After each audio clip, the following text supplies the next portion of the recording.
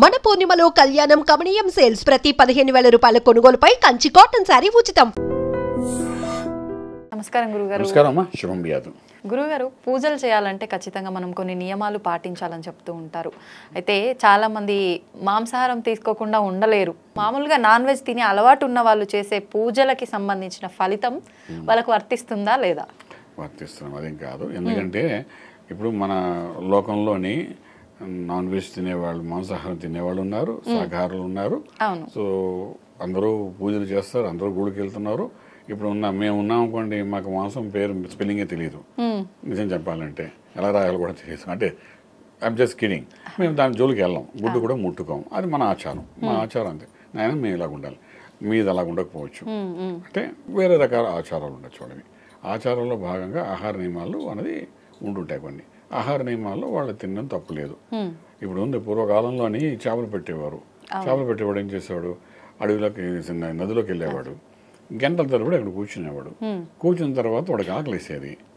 ఆకలేసి ఏం చేస్తాడు, వాడు ఇంటికి వచ్చి పప్పను తింటాడా? లేదు, తినడం గ్లాస్ కదా. అయ్యో 4 చేపలు పడితే ఆ 2-4 తీసి అక్కడికక్కడ వేడి చేసుకుని తింటాడు, తప్పదు. సో అక్కడ శరీర ధర్మాన్ని పాటించాలి, లేకపోతే వాడు బతకలేడు. సో వాడు అలా పాటించేవాడు. అలా అడవిలో బతుకుతున్న కొంతమంది ఉన్నారు. అప్పుడున్న పరిస్థితుల్లో అక్కడ ఏ ఆహారం దొరకనప్పుడు అక్కడ ఈ రకంగా తీసుకోవడం నాన్ వెజ్ అనేది ఉండేది. ఇవన్నీ ఏంటంటే మాంసాహారం అనేది అప్పట్లో మనకు మొదటి నుండి ఆ రకమైన ఒక విభాగం ఉంది. శాకాహారం అనేది ఒక ఉంది ఆల్రెడీ. ఎవరి యొక్క స్థితిగతులు బట్టి వాళ్ళ యొక్క ఆచారాల ప్రకారం అది తీసుకోవడం జరుగుతుంది. సో అలా తీసుకున్న వాళ్ళు కూడా నెక్స్ట్ డే మార్నింగ్ లేస్తారు, తలస్నానం చేసుకుని. ఇప్పుడు చాలా మంది అవేర్నెస్ ఆఫ్ ది పూజాస్ అందరికీ తెలిసిపోతున్నాయి. అన్ని వర్ణాల వాళ్ళకి తెలుస్తున్నాయి, అన్ని కులాల వాళ్ళకి తెలిసిపోతున్నాయి ఎలా చేసుకోవాలని. అన్ని యూట్యూబ్లో వచ్చేస్తున్నాయి కదా, సోషల్ మీడియాలోని. లేకపోతే నేర్పుతున్నారు చాలా మంది. అంచేత అంటే ఉదయాన్నే లేస్తారు, మన 5 గంటలు వేయాలి నియమిస్తారు, తలస్నానం చేసి రాత్రి నాన్ వెజ్ తినాం కాబట్టి ఉదయం లేచి తలస్నానం చేసుకోవాలి, చేసుకుని చక్కగా దీపారాధన పూజ చేసుకోవాలి. ఈ పూజ చేసుకోవాలి అనే భావన అందరిలో వచ్చేసింది.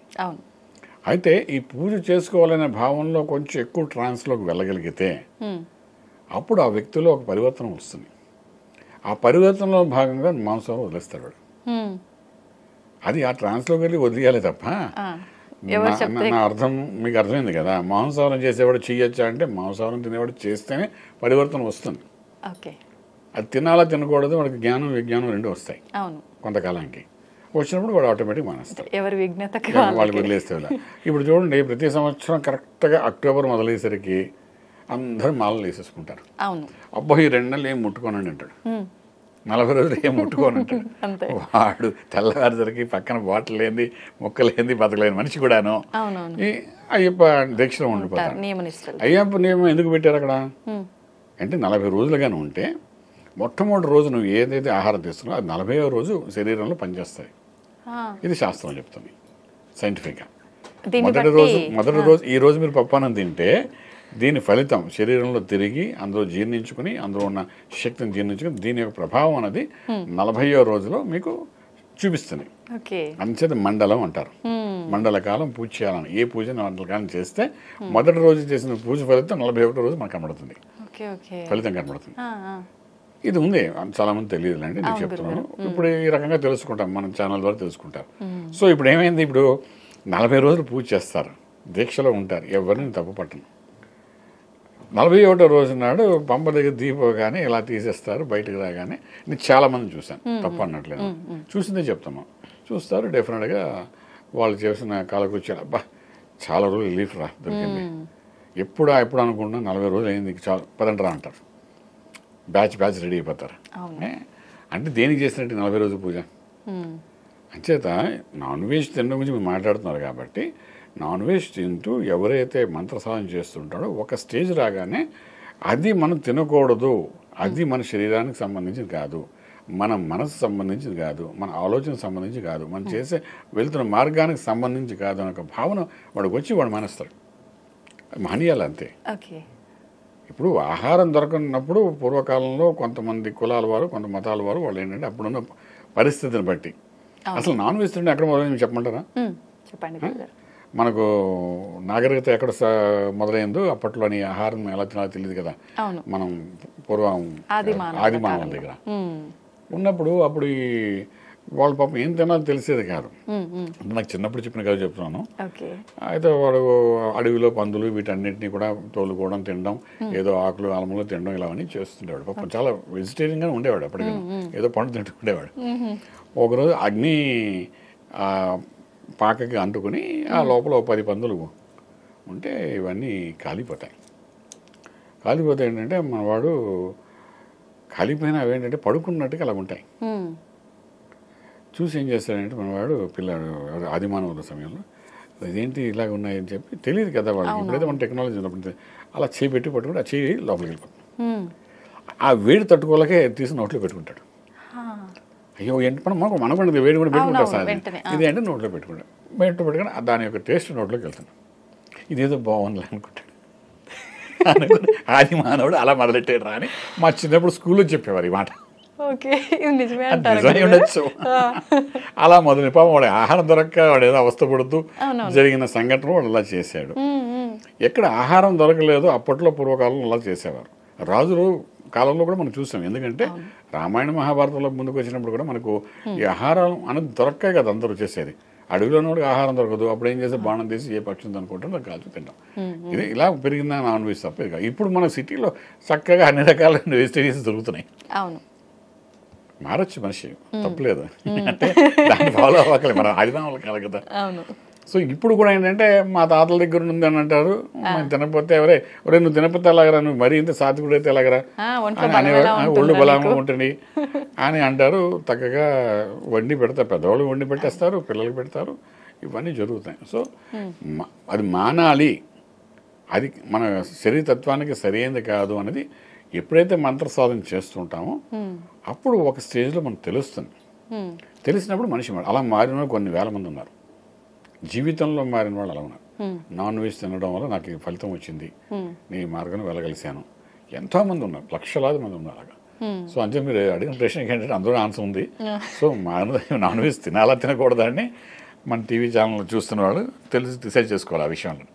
అది సంగతి. అయితే గురుగారు మీరు స్టార్టింగ్లోనే నన్ను అడిగారు, నువ్వు అడుగుతున్న క్వశ్చన్ ఇదా అదా అని చెప్పి, మాంసాన్ని కూడా నైవేద్యంగా పెడుతుంటారు అని.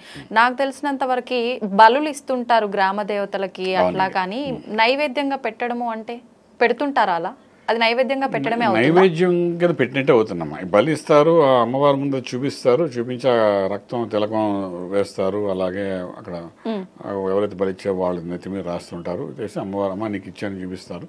తర్వాత వండుకుని వీళ్ళు తింటారు. వచ్చేసి గ్రామ దేవతలు మనం చూస్తాం. ఇది మన పల్లెటూరులో అన్ని చోట్ల మనం చూస్తున్నాం. అలా చేస్తే కానీ ఆ గ్రామ దేవతకి సంతోషం ఉండదు, మన ఇంట్లో అందరూ బాగుండరు. అంచేత సంవత్సరానికి ఒకసారి పండుగ చేసుకుంటారు. ఆ విధంగా అదొక ఆచారంగా చేస్తాం. అక్కడ గ్రామానికి సంబంధించిన ఆచారం కింద వస్తాం. గ్రామదేవతకు ఆ రకంగా పూజ చేయడం అంటూ ఉంటుంది. సో దేనికైనా ఒక లిమిట్ అని ఉంది. మనం అలాగనే వాళ్ళు రోజు బలి ఇస్తూ తింటారుగా. బలి ఇచ్చారంటే అది ప్రసాదంగా మార్చుకుని తింటున్నారు వాళ్ళు. వండుకుని అక్కడే తింటారు, అక్కడే నైవేద్యం చేసి తింటారు. అక్కడతో మ్యాటర్ ఇస్ ఓవర్. వాళ్ళ ఆచార ప్రకారం సంవత్సరానికి ఒకసారి చేయాలి మన అమ్మవారికి. వాళ్ళు ఈ రకంగా చేసిపోతారు. కొన్ని చోట్ల ఈ బలి లేకుండా కూష్మాండ బలి ఇస్తుంటారు. అంటే మనకు చెప్పినట్టు గుమ్మడికాయని మన ఇళ్లలో మనం అదే చేస్తాం. గృహప్రవేశం అప్పుడు కుష్మాండ బలి ఇస్తుంటాం, దాన్ని ముక్కలు చేసి. కొన్ని దేవాలయాల్లో దాన్నే చేస్తారు.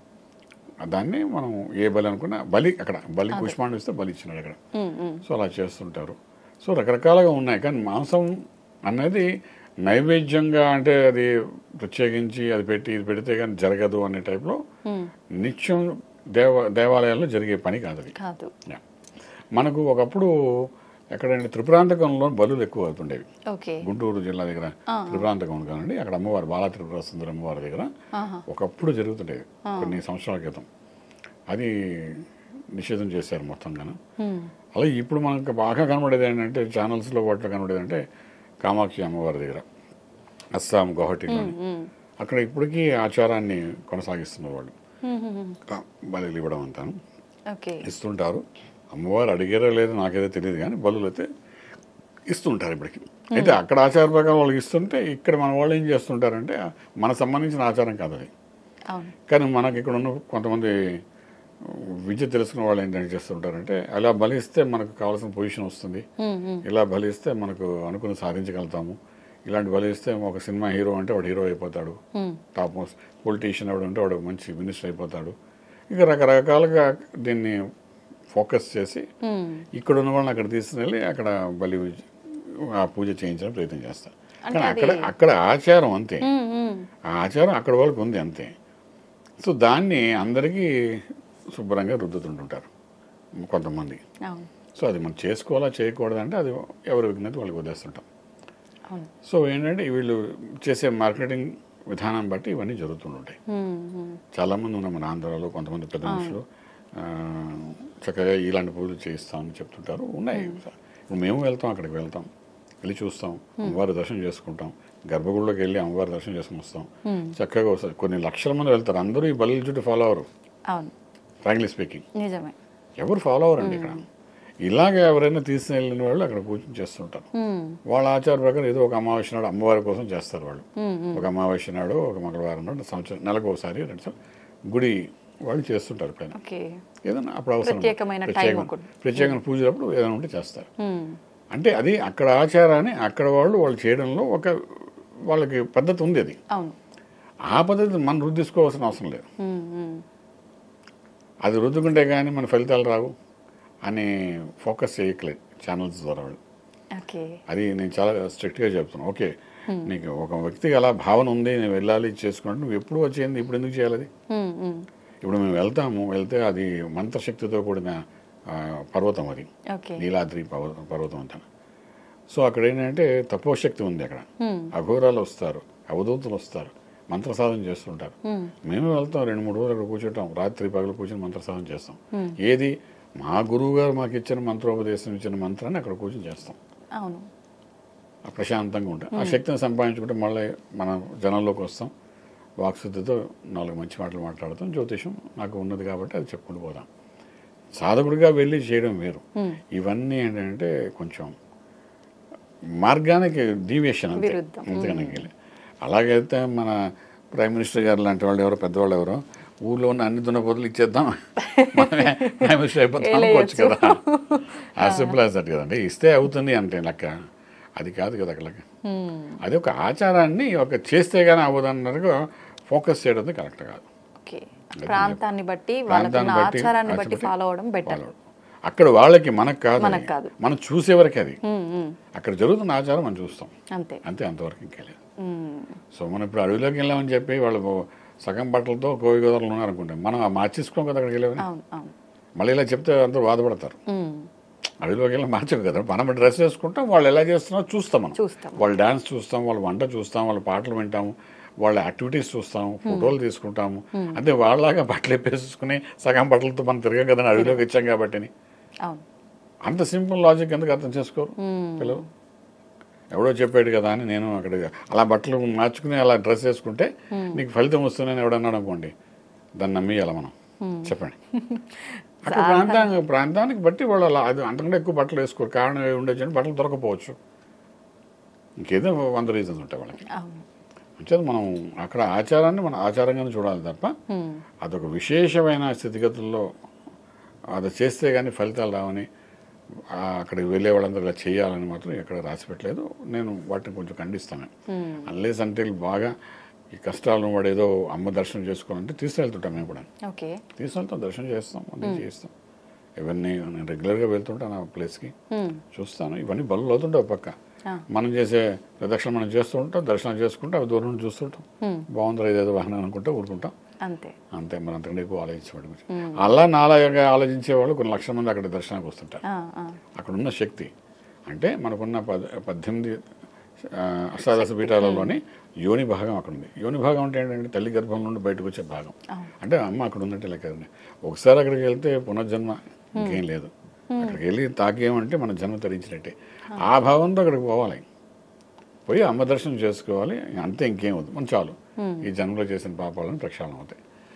అది అక్కడ మనకు ఇక్కడ నుండి వెళ్ళి జనాలు కనిపించదు. అది ఇంపార్టెంట్. అక్కడ ఆ గర్భం లోపలికి వెళ్ళాలి, లోపల 20 అడుగుల కింద ఉంటుంది అమ్మవారు. ఆ అమ్మవారి దగ్గరికి వెళ్ళాలి, వేసిన తర్వాత పైన అంతా బట్ట వేసేస్తారు, కనబడరు అమ్మవారు.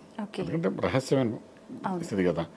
మనకి వెళ్ళి నమస్కారం చేసుకుని అయినా తీర్థం తీసుకుంటారు. ఆ తీర్థం మనం తీసుకుంటాం, చాలా బ్లెస్డ్. అమ్మ మీద ఉన్న బట్ట మనకి ఇస్తారు వాడింది, అది పవిత్రంగా మనం దాచుకోవాలి. అదృష్టం అంటారు, దొరికితే అదృష్టం ఉంటారు. అది మనం తెచ్చి పెట్టుకుంటాం. అది అది సరిపోయింది. అది దొరికితే చాలు మన జీవితం ధన్యమైనట్టే. ఈ మిగిలిన కథ అంటారా చుట్టుపక్కల ఉన్నాయి, ఎక్కడైనా ఉన్నాయి కదండి, స్టోరీస్ ఉంటూనే ఉంటాయి. ఎక్కడ తిరుపతిలో వెళ్ళండి, ఎక్కడికి వెళ్ళండి, మన వాళ్ళు రూల్స్ మార్చేస్తుంటారు కదా, అసలు లోపల రూల్ ఒకటి బయట రూల్ ఉంటుంది. సో అలాగ ఒకటి అంచేత ఆహారం అన్నది, మాంసాహారం అన్నది ఎంతవరకు కరెక్టు అని అంటే మన ఆచార ప్రకారం అయితే లేదు, మన సాంప్రదాయ ప్రకారం అయితే ఆ పద్ధతి లేదు. అంచేత మనం ఎవరికి వాళ్ళు ఆలోచించుకోవాల్సిన విషయం ఇదంతా. ధన్యవాదాలు. And for more videos, Please subscribe to iDream. Please subscribe to iDream. Please subscribe iDream. And please subscribe to iDream. For more videos, subscribe to iDream. please like, share and subscribe to the channel. Congratulations, iDream. Subscribe to iDream. Subscribe to iDream. So subscribe to iDream Media. iDream ki iDream team andarki huge congratulations. Please subscribe iDream Media. Please subscribe to iDream. Subscribe iDream. Please subscribe to iDream. iDream అంటే నా కళల channel subscribe చేసుకున్న నోరు తిరుగుతలేదు, మీరైతే గంట గుర్తు కొట్టండి. For more such videos, please subscribe to iDream. Subscribe to iDream. Please subscribe to iDream. Please subscribe iDream Media. Please do subscribe to iDream. Please subscribe to iDream Media. For best entertainment and information, please subscribe iDream. And don't forget to subscribe to iDream.